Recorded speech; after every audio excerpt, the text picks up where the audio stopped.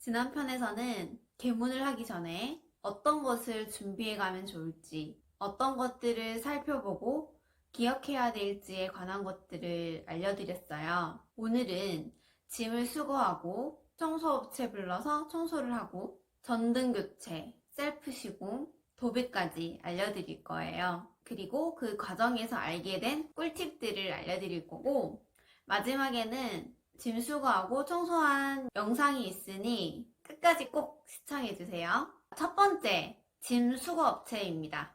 짐 수거는 지난번에 말씀드린 것처럼 큰 짐은 안방에 침대와 책상이 있었죠. 트럭에 짐이 다 실려야 하는데 안 실리는 짐들이 있어서 저희 보고 해결을 하던지 아니면 트럭 한 대를 더 빌려서 수거를 할지 여쭤보시더라고요. 그래서 당연히 선자를 선택을 했죠. 돈을 더 들여서 트럭을 부를 수는 없으니 저희가 직접 처리한다고 말씀을 드렸고, 폐기물 수거 딱지를 구입을 해서 의자 몇 개 남은 것들을 버렸습니다. 그래서 폐기물 업체에서는 비용이 28만 원 정도 들었어요. 같이 경매하시는 분들한테 여쭤봤더니 그 평수에 그 정도 짐의 양을 따졌을 때 그 정도 금액이면 합리적이다라고 말씀을 해주시더라고요. 두 번째는 청소업체입니다. 짐을 다 빼고 그날 오후에 바로 청소를 시작을 했는데요.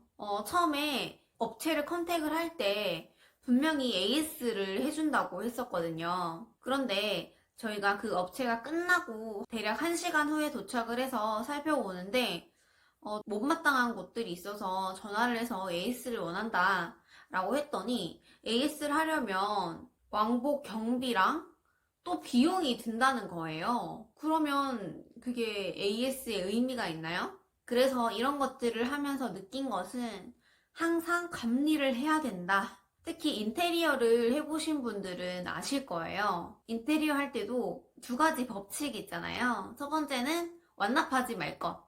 두 번째는 항상 매일 가서 현장을 살펴볼 것. 그 두 가지를 게을리한다면 돈을 주고도 마음에 들지 않는 결과를 얻게 되거든요. 어쨌든 산천히 둘러보니까 거실에 그 중앙 등 주변에 몰딩이 있거든요. 거기 주변에 뭔가 묻어있던 것들이 그대로 있고, 거실 주방에 기름때 같은 것들이 그대로 있고, 바닥도 너무 지저분하고 전반적으로 다 마음에 들지 않는 거예요. 샤시에 너무 찌든 때들이 많아서 그건 참 죄송한데, 저희도 당당하게 돈을 지불하고 맡긴 건데 결과가 너무 마음에 들지 않는 거예요. 결론은 저희가 또 청소를 했습니다. 그래서 여러분, 업체에 맡기신다면 그분들의 일이 끝나기 전에 미리 가셔서 한번 둘러보시고 끝난 부분부터 한번 찬찬히 살펴보시는 것을 추천드릴게요. 세 번째는 도배입니다. 저는 실거주형으로 인테리어를 했을 때는 실크 벽지로 했어요. 그런데 이번 경우는 세입자용이기 때문에 가장 저렴한 합지로 선택을 했습니다. 합지도 광폭이 있고 소폭이 있어요. 광폭은 말 그대로 넓을 광자를 써서 폭이 넓은 벽지를 말하는 거고요. 소폭은 적을 소자를 써서 폭이 좁은 벽지를 말합니다. 광폭이 아무래도 보기가 좋죠. 중간중간에 선이 없기 때문에 보기가 좋고, 반면 소폭은 폭이 좁기 때문에 여러 장을 겹쳐서 붙여야 되잖아요. 그러다 보면 아무래도 중간에 그 경계선이 보일 수 있기 때문에 심미적으로는 예쁘지 않을 수 있어요. 그 대신 저렴하다는 점. 그래서 소폭 합지를 선택을 했고요. 저도 소폭 합지는 처음 써봤는데 도배가 끝나고 나서 확인을 해보니까 생각처럼 이렇게 중간에 결들이 많이 보이지 않더라고요.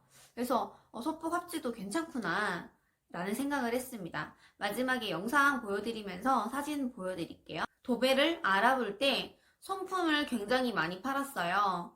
최대한 여러 군데 전화를 많이 돌려서 그 중에 가장 저렴하게 해주는 곳을 컨택을 했거든요. 그래서 결론적으로 도배는 110만 원에 하게 됐습니다. 가장 많이 부른 곳은 200만 원까지 부르는 곳도 있더라고요. 그래서 항상 여러 업체를 문의해 보시고 가장 가격을 잘 해주는 곳에 맡기시길 바랄게요. 자, 바닥 같은 경우는 저번 영상에 보셨겠지만 강마루였어요. 그래서 별도로 장판을 하지는 않았어요. 아무래도 마루다 보니까 코팅을 한번 할까 생각을 했는데 그것까지는 하지 않는 걸로 결정을 했습니다.